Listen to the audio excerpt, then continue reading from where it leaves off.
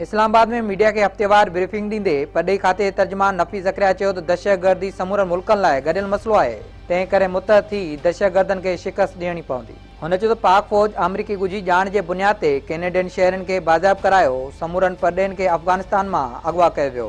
संदसि चवणो त जेकॾहिं ॻुझी ॼाण जी ॾे वठि वक़्त ते थिए त दहशतगर्दनि ख़िलाफ़ हाकारी कार्रवायूं मुमकिन आहिनि। परॾेही तर्जुमान चयो त पाकिस्तान जो दहशतगर्दी ख़िलाफ़ जंग में अहम किरदारु आहे, जंहिंमें पाकिस्तान वॾियूं कुर्बानियूं ॾिनियूं आहिनि। नफ़ी ज़करिया चयो त अमरीका खे ऑपरेशन रदुल फसाद, ज़रबे अज़ब ऐं ख़ैबर वन जी कामयाबियुनि बाबति आगाह करे छॾियो आहे। पाकिस्तान अमरीका सां हर सतह ते राब्ता जारी रखंदो। संदसि चवणो त भारत पाकिस्तान में दहशतगर्दी लाइ अफ़गान धरती इस्तेमालु करे पियो।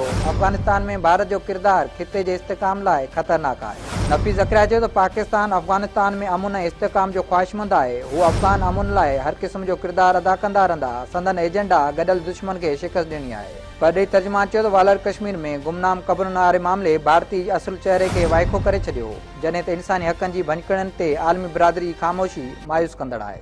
नफ़ी ज़करिया जो चवणो त क़ाबिज़ भारतीय फ़ौज कश्मीर में ज़ुल्म करे रही आहे। हाणोकी कार्रवाइयुनि में वधीक 7 कश्मीरियुनि खे शहीद कयो वियो। आलमी बिरादरी नोटिस वठी भारतीय ज़ुल्म रोकण लाइ किरदारु अदा करे।